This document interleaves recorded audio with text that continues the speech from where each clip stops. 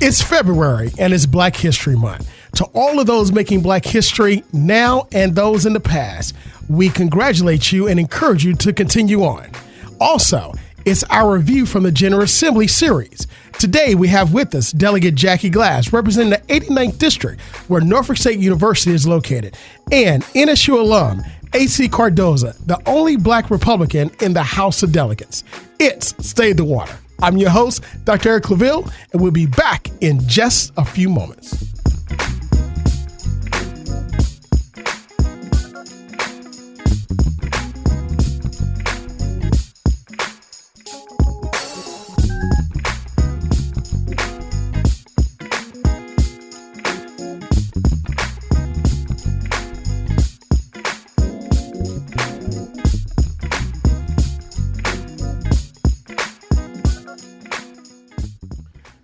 Welcome back. It's Stay the Water. I'm your host, Dr. Eric Claville, broadcasting live from the campus of the Norfolk State University from WNSB. Yes, it's the new sound of Hot 91, the soul of VA. Always we have with us our producer, DJ Scandalous, also known as Marvin Folks. That can be heard here every single day from 2 p.m. to 6 p.m. here on Hot 91, the new soul of VA. We'd like to welcome you again because without you and your support, we couldn't do what we do. We also like to thank also the Spartan Nation that supports us no matter what. You were there from the very beginning. The students, the faculty, the administration, the alums, the stakeholders, the community. It's all about you as we bring movers, shakers, and policymakers to you to discuss issues important to the community. Well, listen, I don't know about you, but I'm extremely excited today because we have, again, our review from the General Assembly series that we conduct every January, February, and March. And today we have two phenomenal delegates that are with us today. We have Delegate Jackie Glass, who is representing the 89th District, and also NSU alum, A.C. Cordoza, delegate here out of Hampton, who is the only Black Republican in the House of Delegates. And one great thing about today is that both of these delegates, Marvin, are first-time legislators in the House. So we're going to get a bird's eye view from what it's like to be in the legislature, you know, with your agenda, learning the lay of the land, learning where the offices are, the bathrooms are, and the whole nine, from two outstanding public servants who are representing not just the Commonwealth of Virginia, but they're representing NSU, because the 89th District NSU sits right in the 89th District here in the Commonwealth of Virginia. And our alum, even though he's on the peninsula representing there, he has NSU in the forefront. So now I bring to you our very first guest in the first half hour, Delegate Jackie Glass. Welcome to Stay the Water. Well, thank you, Dr. Claville. Well, listen, you know, I mentioned earlier, you know, we've had you on at least a couple of times in the last, I would say 60 days because you were going through a special election. Well, let's go back. You know, you were running for city council here in the city of Norfolk, and a phenomenal race, and you came in second behind now the current the current city council woman who's serving. And then all of a sudden, we get a resignation by, at the time, Delegate Jay Jones that said he's going to serve the Commonwealth of Virginia in a different capacity. And there's a special election. And then you're back out campaigning again, less than 30 days later. And two special elections in 1 year. That's right. Well, you know what? Two special elections in 1 year for a very special public servant. And, you know, that's the way that we view you and the phenomenal work that you're doing, that you've been doing on the ground. But you're here. You just finished about 1 month, exactly 1 month. Absolutely. As an official delegate in the Commonwealth of Virginia. First, I just want to ask you, do you know where have you found your office in relation to the committee rooms and the bathrooms? Well, I'm going to tell you, the great thing is my little closet office is right next to the restroom, so I'm good there. But I'm not going to say I don't get turned around sometimes. I've locked myself out of my office. Had plenty of freshman mistakes or experiences, shall we say, to grow the muscle of you will forever be a lifelong learner, right? Absolutely. And look, for those of you that don't know, the inside joke here is that, as a new legislator, the big thing is finding out where your office is in relation to the bathroom and the committee rooms, because you're running back and forth to those three areas, primarily throughout the day, and having meetings there. But we're going to get into, what's happening on the Hill, right, in just a moment. But I want you to talk to us about your experience so far. It's been 1 month, 30 days. How is it being one of the newest delegates in the Virginia House General Assembly? Well, I'll say I am number 100, so I'm considered a bookend, as they like to call it, of the legislators. So number one is Delegate Ken Plume, and he's been in the legislature since the 80s. And then I'm number 100, who's all of, the whole, 30 days or so elected. It's been quite an experience. Some things met my expectations, some things exceeded. I think I'm stretching a lot of muscles as far as empathy and expanding capacity to do things. What I think, if I'm holding in my hands, one of probably the most important lessons that I think we all should learn when we try to do things is that hardly anything that's worth doing can be done alone. Whether it's trying to get people to sign onto a bill of mine or speaking to people in the committees to hopefully get them to vote the way, it is. There is a lot of the work is more than worthwhile. I still consider myself blessed to be able to do it, but there's nothing here that you do alone. And I think that has been just reiterated at every single turn, whether it's here, whether it's up in Richmond or here on the ground in Norfolk. I've had it's been a lot of fun. I'll say, most people that know me know I'm a busybody. I definitely am. I don't necessarily know how to sit down, as my spouse likes to say, but there's a lot of moving parts. We are very fortunate to have amazing people in the 89th that have been a huge support system. And, hey, if I call up someone and say, hey, tell me a little bit more about this so I can be a little bit more educated. Advocating is a huge piece. I've learned how to, get all my thoughts together. I still feel like, oftentimes it feels like you are at a forum. Right. at any given time, all day. Imagine, for a whole workday being in a forum. That's kind of what it's like. But it's been a great time. I'll say that. It's been quite an experience, and I'm sure there's a whole, I don't know what I don't know, and I think that's what I tell everyone, assume I know nothing. But I'm a student, and it's an amazing. I'm a student leader, if that makes any sense. That I remind myself that every day. Absolutely. No, that's actually the disposition, the best disposition to have. When you come into a situation like that, student leader, because you are a leader, but at the same time, we're always learning. So speaking of being a student, every student needs a great teacher and mentor. Since you've been on the Hill, who would you say has been the greatest teacher and mentor to you? That's a good question. It's a great, and it's difficult. It's really difficult, Dr. Claville, because I haven't met a person that hasn't extended their knowledge to me. So to say there's been one, I would be doing a disservice, because if I have a question about rules, I know that I can go to Delegate Simon. If I have a question about, the veteran side of things and supporting, because that's a huge deal for me here, I can walk right down the hall. If I need to know something about housing, which is heavy in the area, I can walk right next door to Delegate Price in Newport News. I think it is brilliant to have all these people, that there's not one person, I think, to this point that has been, actually, let me not.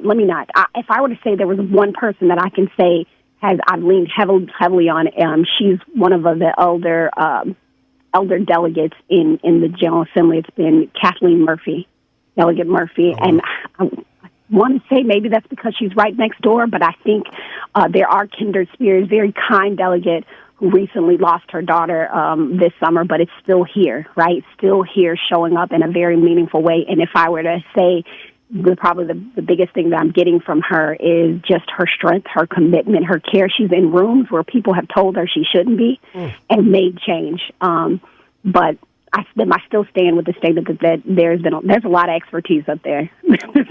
Wow. What would you say has been the most difficult thing to grasp as a new legislator? Old problems. I mean, and I'll be more articulate with that. Because I am coming into this with fresh eyes and very, very green in some aspects, but also very experienced in others. A lot of times as things are moving and relationships or paths are trying to be forged, they're based off of things that may have happened 10 years ago.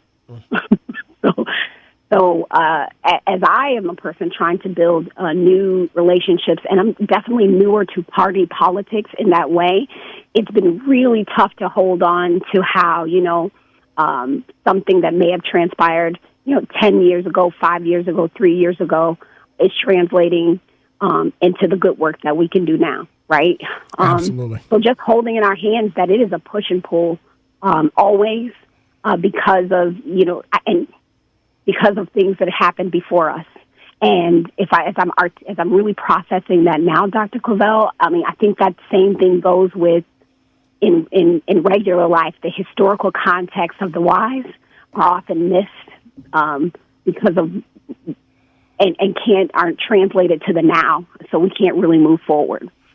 Absolutely. And it's kind of still a hard pill to swallow. That those historical whys, for whatever reason, we can't push forward on certain things. That's been really difficult to really sit with. Yeah. Delegate Glass, it's interesting you mention that because a lot of times we receive more access, we realize that things are actually not as progressive as we think they are, behind the scenes, right? Yes. And for those of us that have been in those rooms, in the room where those decisions are made, understand that, that when we go in and you're fighting for things that are passionate, not just for you, but for your community, it's a fight. It is. It is truly a fight, but we continue to push on. But let's talk about the fight. So what committees are you assigned to in your first year? And let's talk about one of the bills that you're passionate about. Okay, so the committees that I'm assigned to, and I guess most folks know that everybody gets assigned to one of these many committees. I am on the Privileges and Elections Committee, and I was very fortunate enough to get put on the Elections Subcommittee, because each committee has these subcommittees. And then I am on the Communications, Technology, and Innovation Committee. Absolutely. And of those committees, of course, now you sit on those committees, and there are, of course, subcommittees, but then we have the General Assembly itself, where everyone is in the Capitol, and that's where the floor debates happen, the speeches happen, and also the floor votes. So of those committees that you're currently serving on, I'm assuming that you are, for our audience, the most junior member of those committees. I am the most junior member every room I walk in this year. Yes. Absolutely. Now, as it relates to those committees, are there any bills that you put forth in those committees of note? No, not in the committees that I'm in. I did not put any bills forth on privilege and elections or communication, technology, or innovation.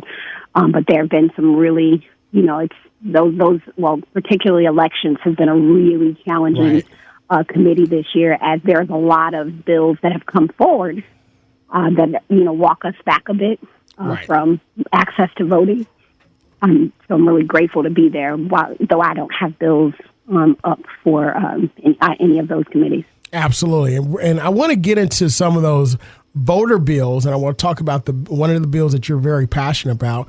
But I want to let everybody know that you're listening to Stay the Water. I'm your host, Dr. Eric Claville, broadcasting live from the campus of Norfolk State University, WNSB, the new sound of Hot 91, the soul of VA.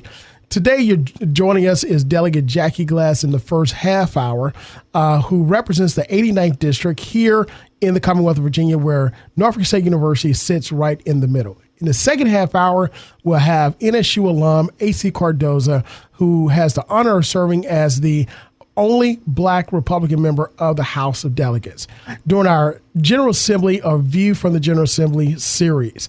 So, Delegate Glass, when we talk about voting, right? Mm-hmm. You know, there are three main areas that kind of made the rounds across the country when the House flipped and we got the new administration in. Number one, of course, it was the mandates about masks. Number two, it was the message, and I want to frame this right because I want our audience to get all the facts about it. But it was the messaging around education and teaching full history, which some people call bias, but full history. And then thirdly, it was voting, restricting access to the ballot box. You sit on that committee. So what are some of the bills that you're hearing that want to turn back the clock on voting access? Well, it's hard to listen and hear the justification, but it's also a reminder that the great thing about our country is that people are able to express their views without fear of persecution per se, right? Like there's so many different views going around. So as I'm listening, I try to understand where folks are coming from, but it's really, really, really hard sometimes. Like, getting rid of permanent absenteeism, right? Something as a military member is an asset, right? Not having to worry, knowing that my vote, no matter where I am in the world, I know I'm going to get a ballot. Lessening the amount of days for early voting, right? Early voting was a phenomenal asset, particularly to the other party this past election cycle, and just breaking that down even further. We've seen bills that want to get rid of drop boxes for voting, right? It's a lot, and I'll tell you, part of what I'm learning in the whole voting process and the back and push and pull about what it looks like to have to exercise the vote, how we implement and how we get ballots to folks is Virginia is very vast, right? We've got rural parts of Virginia, we've got metropolitan places, and we got hyper metropolitan places, as I'd like to call it. But and the way certain things don't necessarily translate in the rural parts. Some things don't translate in the metropolitan parts, but it's finding that balance that allows folks to ensure that there's access completely for all the folks, which is why I think it's been a push and pull with voters, with getting folks to be able to vote. It's been, hey, this doesn't work here. Having 45 days of extra voting doesn't work in this rural town out here because there's a cost associated with it, whether we know it or not. Our local governments pick up that tab, right? They have to pay for whatever happens, the satellite locations, all the things. So I'm not a fan of unfunded mandates, but I am a fan of access. And so hopefully we don't get rid of some of these things, but at the state level, we realize that we're going to have to support the things that we care about. Right. If voting is one of those things, we're going to have to support it. If education is one of those things we have to support, and by support, I mean, financially. Right. It's when you talk about the unfunded mandates, right now, we're in a great position in the Commonwealth. Thank God for the stimulus that was provided by the federal government, but also good money managers that we have here in the Commonwealth, because over 10 years ago, we were going to the legislature and it was about what cuts are we going to make because we just didn't have the money. Now we have over $1 billion in surplus. And it's like, what can we do with this? And I think that spending the money to bolster just access to the ballot box with our local governments is a great way to spend that money. Yeah. I don't think there's a lot of people that would disagree with you. And of course, it's not a small. I mean, it's not a large amount because elections don't happen every day.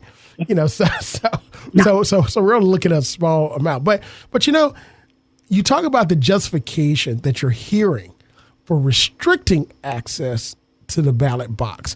But and I want you to tell our audience just one or two that kind of either tickled you or got under your skin. But it kind of baffles me because the other side of the aisle actually won and flipped the House and the top offices in the state with these new rules for access to the ballot box. Yeah.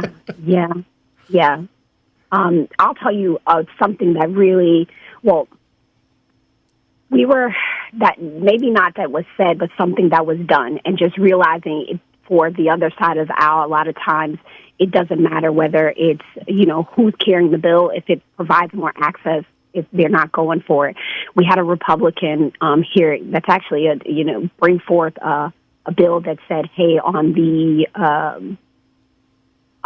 mail-in ballots, what we'll do is we'll get rid of the signature requirement, but we will allow for folks to put their last four and their birth date, just like you would sign. If I was petitioning to get on the ballot, all folks had to do was put their birth date, their birth date, or they had to put the last four, the date and the last four of their social, so that the registrar's office can identify that is that person. Mm-hmm. And that makes so much sense. If COVID taught us anything, it was that there are people who don't have access to a witness, or maybe not necessarily want to be having somebody else and as a witness because of health reasons. And the fact of the matter is witness signature verification is so unreliable. I can tell you sometimes I write my name very beautifully if I'm in the right mood. Right. Other times I'm just, I'm just throwing it out there. It's just one of the worst ways to verify, period, person by person. But this Republican brought forth this bill. I said, wow. I even said to him, this is a really good bill. This was something we struggled with during the pandemic, and come to committee, and his party wouldn't even give it a chance. Wow. I said, wow, y'all threw y'all boy down. Just was like, he's just trying to, make it help out grandma, and we're not even going to help grandma out. Oh, my goodness.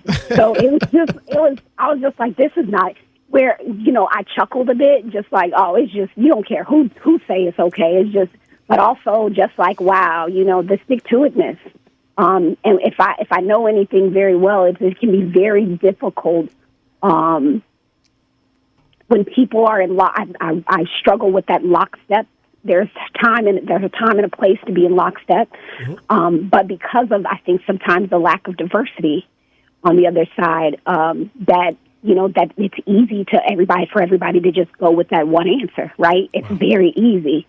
Whereas I know in the rooms that I am in, it's multi-generational, it's multicultural, right. It's multi-socioeconomic background, it's whereas the other side doesn't necessarily have that. So it just really sort of woke me up as to that divide and how common ground can be found, but you're going to have to search for it, you're going to have to dig. Absolutely. Now, you mentioned common ground, and that's something that, when I started studying political science and involved in politics, it was really that common ground. I mean, that was the thing. We use the political realm to debate and to voice our opinions for our constituents. But ultimately, legislators work on common ground. And we don't see that today. It's the polarization that we see. But talk to us about one of the bills that you're passionate about, that you believe that common ground can be reached on. Well, one of the bills, I only have two bills that have life, Dr. Claville, unfortunately. Right. Let me not say unfortunately. I think that's really great, seeing as though when we came in, we were only allowed to put in 5 bills because of the deadline.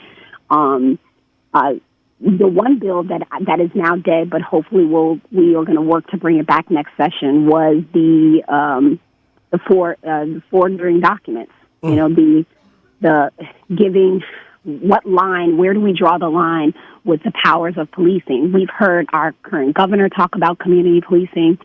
We've heard all across, people are talking about how community policing is so important and how it can be a great asset in sort of shifting the tide with how we do business and walking towards finding non-policing public safety options. But you can't do that if communities don't trust. And I think we all agree with that, right? Like, I didn't talk to the one person that was a Democrat or Republican or a police official or not, or adjacent in an organization that didn't say, hey, we don't think that police officers should be forging documentation, especially state-level documentation, to get convictions. We don't believe that. No one could say that they agreed with that practice, but the bill died. But it brought forth some really great conversations about not just if a line needs to be drawn, but who draws it, And I think that that's going to be a cross-party, cross-cultural, cross-organization and affiliation conversation for, as we take some steps forward. And I'm glad that there's still open space for it. Absolutely.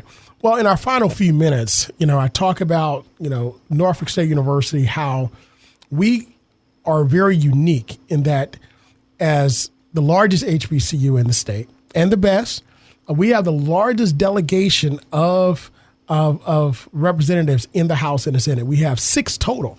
And when you compare that to our largest university in the Commonwealth, they have 16. So, we are showing that we exhibit excellence in every facet of society, especially in the legislature. But we're adopting you as an official Spartan so we're going to say 7 because you represent the university in your district. So as a honorary Spartan, I want you to talk about, what you're seeing in the legislature for NSU and how you're advocating for our legislative parties. Yes, so Dr. Claville, I would be remiss if I didn't say just yesterday I had a conversation with my husband who I want to continue his educational journey because he's a brilliant man. And he's like, I want to go to NSU. I just got to figure out how to make it work. So yes.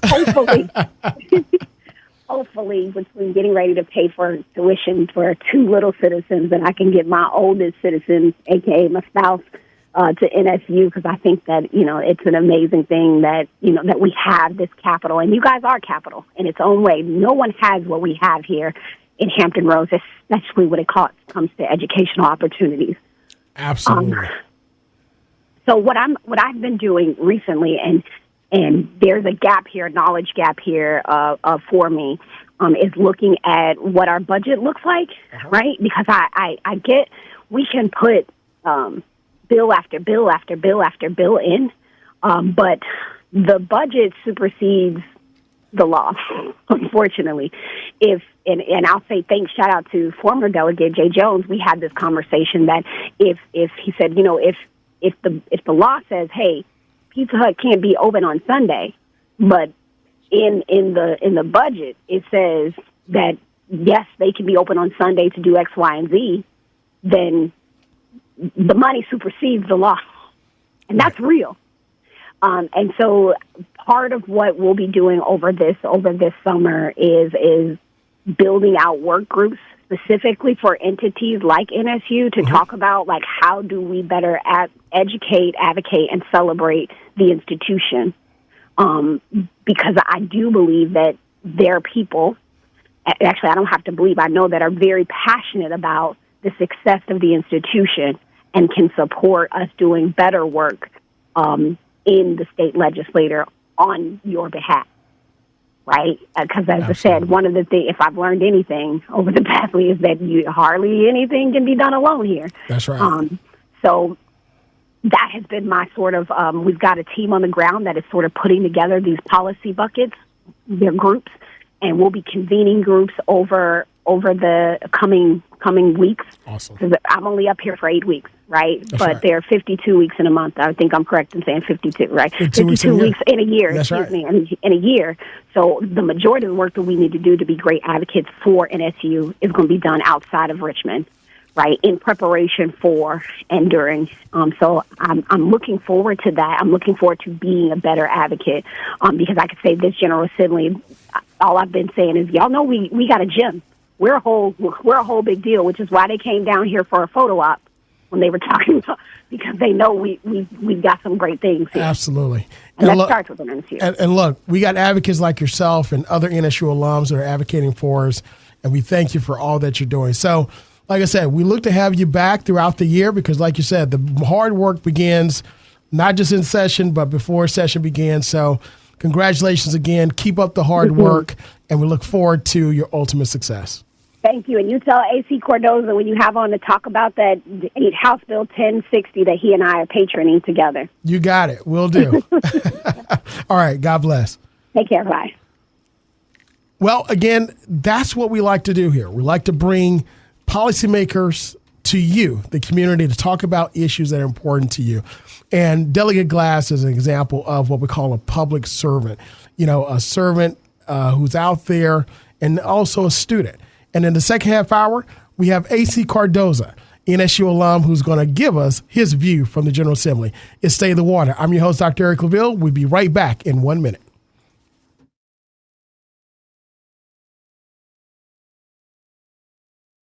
And continuing education programs provides classes for those seeking a high school credential. They also offer certification and training programs to students in southeastern Virginia. The Portsmouth locality is offering a free pharmacy tech certification program to those who currently hold a high school diploma, as well as those pursuing a GED. Interested students must take the test for adult basic education and must score at least at a 9th grade level. You can reach us at 757-393-8822. For more information, region20ace.com. That's region20ace.com. Hello, this is Dr. Keith Newby, Medical Director of Health Equity with Centera Health Systems and CEO of the James E. Newby Jr. Foundation. I want to share with you a quick thought. I know people get quite frustrated when it comes down to changes in CDC guidelines and recommendations as it relates to protecting oneself from COVID-19 infection. I want to make sure people understand this piece. Medicine is a forever changing science. Things may happen one moment, we may get new information at another moment that may change original recommendations. COVID-19 has only been around for about a year and a half. I want to make sure people understand that. As a result of this, we're learning new things every day. Recommendations may change. Things that were said once may be altered later. That's part of medicine. I would rather people make changes based on new information than to stick to your guns on something that was old, because that was the thought at the origin, but things come up new and we're going to still stick to the prior guidelines that may make people get in trouble. So I'm going to ask your patience to say this. Understand that this is an ever-changing world. What we know now may be different from what we learned a year ago. Therefore, the recommendations will change. Don't feel as people not knowing what they're doing, but they're being proactive. Again, this is Dr. Keith Newby. Thank you very much for listening. It's Stay in the Water. I'm your host, Dr. Eric Claville. Welcome back for part 2 of our review from the General Assembly 2022. Once again, we'd like to give a happy Black History Month to all those history makers that are making history now. And we honor those that made history in the past because we truly stand on their shoulders. We're broadcasting live from the campus of the Norfolk State University here at WNSB, the new sound of Hot 91, the soul of VA. We'd like to also thank all of you that are supporting us on Stay in the Water, listening, tuning in. Remember, you can stream us. Go to @WNSBonline.org. You can comment. Also, send your posts to our social media, and we enjoy your posts. In the first half hour, we have one of our two junior delegates that are serving in the state legislature. So we just had a conversation with Delegate Jackie Glass that represents the 89th district here in the city of Norfolk. Well, Norfolk State University sits right in the middle of. So Norfolk State has 6 alums who are serving in the state legislature, 2 in the Senate and 4 in the House. Well, we just adopted her as an honorary Spartan because she's representing the university. But we have with us here live in studio one of our alums one of our Spartans who are representing us here in the House General Assembly, who also has made history himself in Black History Month, and that's making waves across the General Assembly already. And that's A.C. Cordoza, delegate of the 91st District, that has the honor of serving as the first and the only Black Republican in the House of Delegates for the 2022 legislative session. Delegate Cordoza, welcome to Stay in the Water. Thank you. Thank you so much for having me. I appreciate it. Absolutely. So, we talked about our Spartans who are serving in the state legislature. You're definitely one of those alums who are serving. You're representing the 91st District, which you're a citizen of Hampton, which is in the city of Hampton, right on the peninsula, but part of the greater Hampton Roads area, or the 757. But you are also advocating for the great HBCUs and, of course, none other than your Spartan Nation, Norfolk State University. Tell us a little bit, before we get into that, we talked with Delegate Glass about what it's like being a freshman or junior in the state legislature. Tell us your experience so far. Have you found your office in relation to the committee rooms, to the bathrooms, and where you can park and where you can't? Well, so one of the biggest challenges, they said, the first thing is if you can find the bathrooms, that means that you're going to be a good delegate. And I found most of the bathrooms. I think I'm good. So, but no, it's really a good experience. We've been learning a lot. You know, it's a learning curve, but we've been learning a lot. We've been getting a lot done for freshman delegates, and I'm really proud of the work we've been doing so far, and we're going to continue that work. Absolutely. So, as a freshman delegate, of course, you're in the legislature, so you get assigned committees. Of course, everybody participates in the floor debates and floor discussion. What are the committees that you are currently assigned to? So I'm on public safety, counties, cities, and towns, and I'm on technology. It's communications, technology, and innovation, but my main focus is technology. As you know, I'm an alum of here in information systems technology, so that's kind of my forte. Absolutely. So in those committees that you're serving on, of course, with public safety, what are some of the bills that you're championing, if any, on those committees? And what are some of the things that you're hearing that you think our listeners need to know? Well, so for cities and towns, I championed a legislation that would help translation services for our commissions of revenue throughout the various departments throughout our Commonwealth, because we have a lot of diverse populations, some who don't speak English, and if they get a tax form in English and they don't know what it says, it's not really going to help them. It's not going to help the tax collectors collect those revenues. So we put out something for that. Still, actually, it's not dead, so we might have a chance of getting that through. But we've done that. We've set the bill for creating the Hbcu Commission, which will have 10 members from each of the HBCUs, and it's going to have basically a direct ear to the legislator and the governor, so that we can know what's going on at HBCUs, and the government can affect change more effectively because they can hear from us directly. Let's talk a little bit about the HBCU Commission bill. And I want to go back to the bill that provides, you talk about diverse populations, which is very important, and our country is growing there. So this is Black History Month, of course, and we know that our universities, great HBCUs, historically Black college universities, have put forward some of the greatest citizens to help create change and making inroads in every facet of life. You're one of those. What was behind submitting the bill for the HBCU Commission? Well, the need is there. We need our HBCUs have been underfunded for many years, and it's almost like there was a disconnect between our government and our HBCUs, and I wanted to bridge that gap.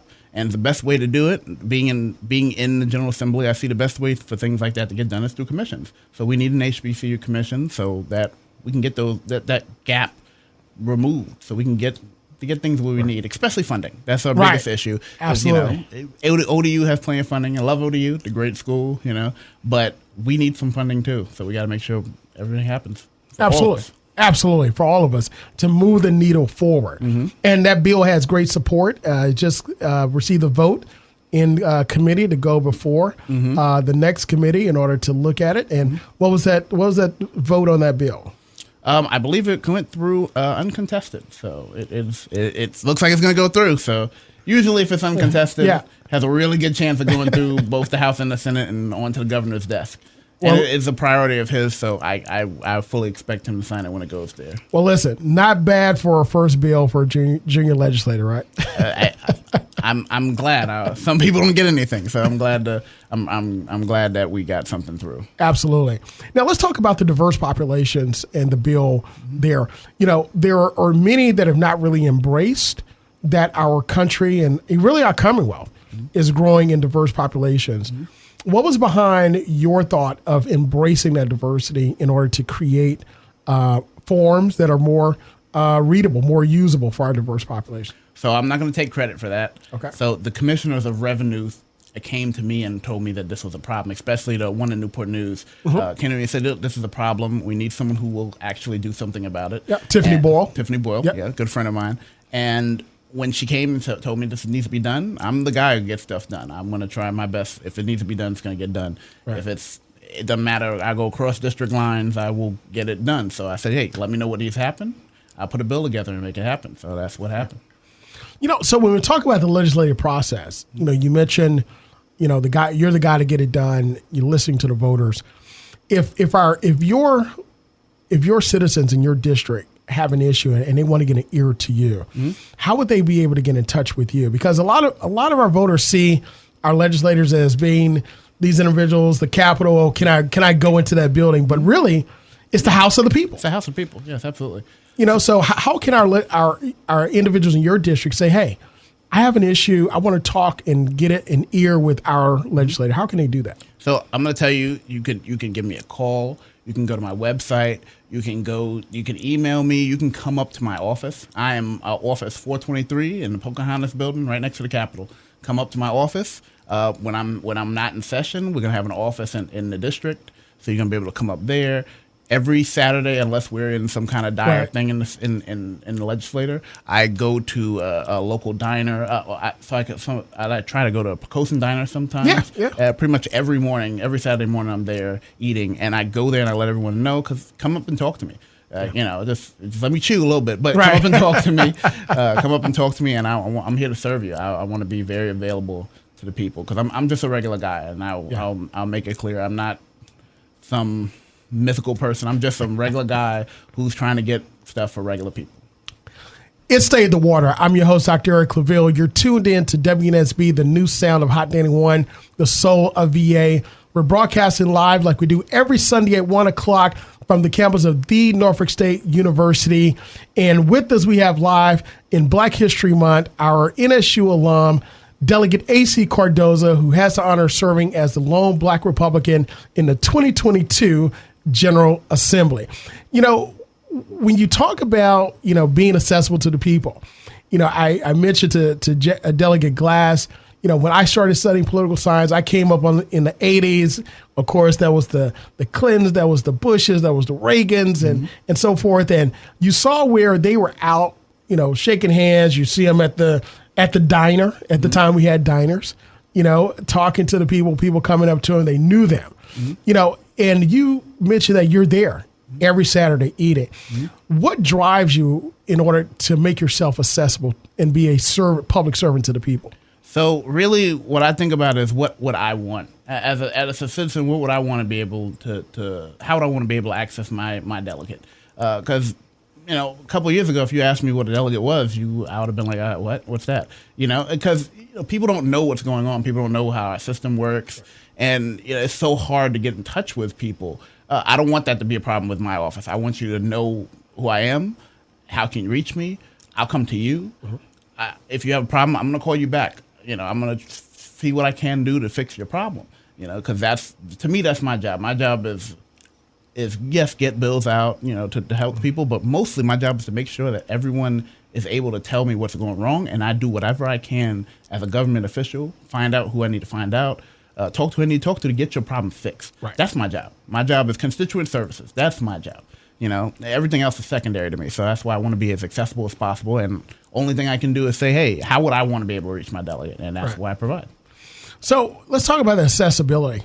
When you say you gave your office number, and of course, as I'm walking through the General Assembly and so forth, I see you're constantly meeting with people. A lot of legislators are, and there's also a way to reach the people. There are some things making around through social media. I want to talk about it. Recently, you applied to be a member of the Virginia Legislative Black Caucus, and there was a vote where you were denied. And you made a speech on the House floor, and of course, it made the rounds throughout. And of course, there was a rebuttal by one of the senior delegates for that speech. Tell us about that process, and where do you go from here? Well, so the process was that actually I had to reach out to a member and say, hey, who's the chair? How do I get started? When are the meetings? Things like that. So I went to a meeting and talked to the chair, and he told me, hey, you have to apply. It's a vote. You're voted in. You have to do the questionnaire. I said, okay, well, send me the questionnaire. Send it to me. And I read over it, and the questions were so I will say less about being Black and more about being in a particular political spectrum. And I answered honestly. I don't agree with this. I don't agree with this. I might agree with this, but I don't agree with this. And they passed that out to the members, and they voted against me. I don't know how many. It's a closed session thing. Right. But I know some members have come and said, "Hey, I voted for you." I didn't see why other people didn't, but the majority voted against me. So, and that's hurtful because that says to me, I'm clearly black, right? And I'm clearly a legislator. So to me, if you're a black legislator in Virginia, you should be able to be in the Virginia Black Legislative Caucus, but it didn't turn out that way. So, I was upset, and I told the world what was going on. What was in this questionnaire, and I asked people. That was an open question to the people. What do these things on this questionnaire have to do with being black? Yeah, and I didn't get a response except let me say that I've got a bunch of responses from people. Right. I didn't get a response from the Black Caucus, but I got a bunch of responses from people saying none of that has anything to do with being black, and I can say pretty much that it has nothing to do with being black. Right. So from now, where I go, I think we are going to work on creating our own caucus. Okay. It's going to be really a truly just black caucus that's just about our culture and advancing our voices in the legislative process. Now, when you say we, creating your Black Caucus, who is a part of this? So I don't have any members officially yet. Okay. I'm still putting together a charter. We want to make sure it's fair. We want to make sure it's not partisan. So that's what I'm working on and making it ironclad where it stays that way. It starts that way and stays that way. I will invite every member of the Black Caucus will be invited to join. And so we're going to see who comes. I say we because I have hopes that some people will come, and if they don't, it'll like I said on the floor, it'll be a caucus of one. But I really don't think there will be. I think some people, especially those who did vote for me to be in, will see the need for there to be a truly all-inclusive voice. Right. We need people. We need to hear both sides. Absolutely. So for those of you that are not familiar with that particular suite, you can go to Fox News, CNN, and MSNBC, all the news stations. You can go to the Richmond Times, and it made the rounds across social media. Just put in AC Cordoza, Virginia Legislative Black Caucus, and it'll pop up. It'll pop up there. But you made it a passion speech on the floor, and you received a standing ovation from mostly your party, the Republican Party, and of course the rebuttal came from Delegate Luke Torian, who's the former chair of the Appropriations Department. And you mentioned forming this new party. Would this party be open? I mean, new chair. I'm sorry, not new caucus. party, new caucus. Would this be open to other members who are not black? Yes. Okay. We do. We are. Like I said, we're working on a charter, but it will be open to people who are not necessarily black. But we are going to have. I think we're going to go with a membership and associate membership type of deal. Okay. But we're gonna try and make it fair and all, so everyone has a voice. But the focus of this will be a united black voice, of our culture, because we have a very specific culture that's ours, but it doesn't belong to one party. That's the issue. Our culture doesn't belong to the Democratic Party, doesn't belong to the Republican Party, and neither party should want to own that culture. The culture is about us black people, and what we can do to help us black people, and that's what my caucus is going to reflect. This kind of reminds me of the classic Washington Du Bois debates that they had about, where should black Americans go? What is the progress? What should they do, and so forth. And ultimately, they came down to an agreement that, it's about making sure that there's upward mobility and equitable opportunity. And I think across the 2020, the Black Lives Matter movement, which of course it wasn't just about being black, but it was about not having access to opportunity. I think that the world has come to that agreement that it's about equitable and equal opportunity. And it was more focused on being equitable than anything, because there are some that have, some that don't. But everybody should have the opportunity to advance themselves. Now, what you do with that opportunity, that's up to you. That's 100% up to you. So would that be a part of your platform? Well, yeah, definitely making sure everyone has the opportunity will definitely be a part of my caucus's platform. Everyone should have the opportunity to come and speak at the table. Like I said, I'm going to invite you. You're going to have the same equal opportunity. There's not going to be, there will be a chair, but there's not going to be a hierarchy where no one's voice will be absconded or silenced. Everyone's going to have the same opportunity. Now, if you choose not to come, you choose not to be involved, that's that's your choice, because I'm not going to force anyone to do anything, but I'm going to give you the same opportunity and everyone else has to speak your voice and your opinion.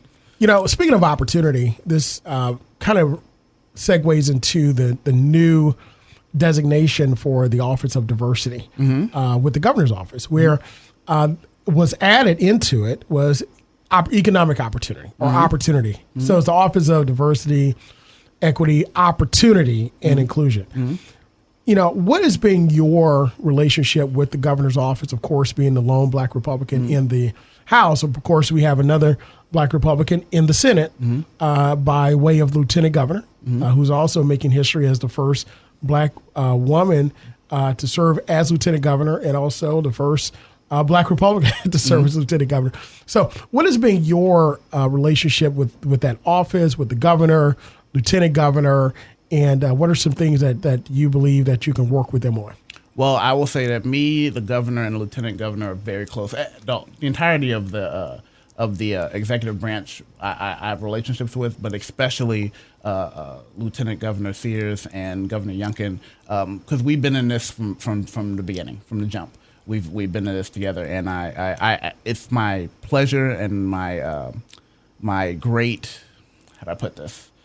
It's been an opportunity of a lifetime to be able to call them my friends, not just the governor, not just Lieutenant Governor, but they're my friends, they're close friends. So I it's been a real pleasure and just opportunity that I can't thank enough. And that's good for the people as well, because that means when there's something going on in my district, look, I can call the governor and say, hey, this is something we need to take care of. We all have that ability, but it's a special friendship that I'm just grateful for. Absolutely. Now, let's talk about your district. We have about 7 minutes left here.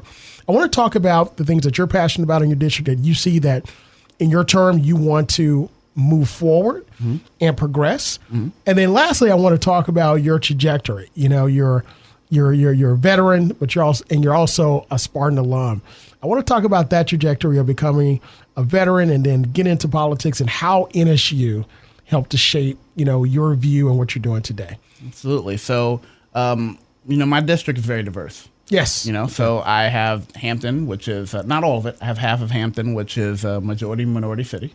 And then I have Poquoson, which is mostly a Caucasian city, more rural. And then I have York County, which is kind of a mix. Right. So I have I have a little bit of everything in my district. So that's why I have so many bills. I have 21 bills that I put in.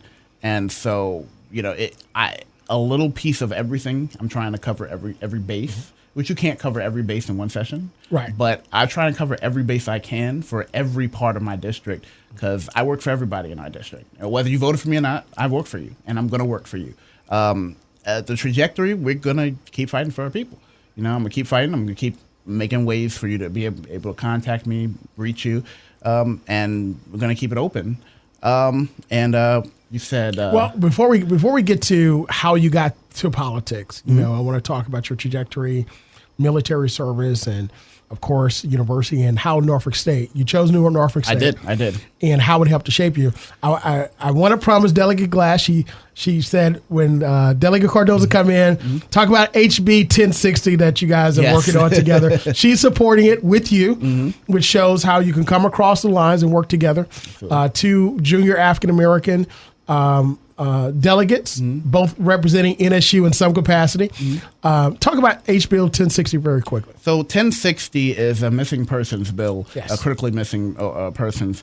So there was a man named Andre Grady, and as you probably remember, he had a disability, and so he, being an adult, he couldn't be searched for immediately, which is a problem. I mean, if you don't have use of your arms and legs, you did not just get up and disappear. Right. That should be things. Some things should be common sense, but the laws are black and white. They don't make room for this gray area that we in our brains think of. So someone had to say, hey, we need to make this where if you're disabled, we need to search for you immediately. Whether you're an adult or not. So that's pretty much what the bill does. And Delegate Glass could see that how that made sense as well, and she was eager to sign on, and I was eager to have her. We could have that bipartisan support because this is not a partisan issue. Most things shouldn't be a partisan issue, and so we work together across the aisle and get it done. And now it's on its way to the Senate. Again, common sense policy for everyday people in order to make life easier. Like you said, if you disappear, doesn't matter how old you are, you should be able to be searched. But again, that shows being able to walk across the aisle, work across, carry bills together that work for the people. So, in the last few moments, how the heck did you get into politics? Well, the funny thing is I had no intention of going to politics. I'm a big gun guy. You probably know from my speech in Hampton City Council. Yes. I actually went to a gun show, and it was a really long line to get a ticket. And so the VCDO was offering tickets. It's I think $5 more. They say, hey, we'll give you a ticket. Give us $5. And I was willing to pay that $5 to skip the line. A couple months later, got the email, go to Hampton City Council, spoke about guns and how rights needed protected. And people said you should run. I told them no, because I'm going to work tomorrow. And when the vote came back, other than most people there wanted, I decided to run for city council. I didn't win, but I didn't get the 195 votes they said I'd get. Right. Instead, I got 3,500. And then I ran for the House, and the rest is history. Black history. Making history impact.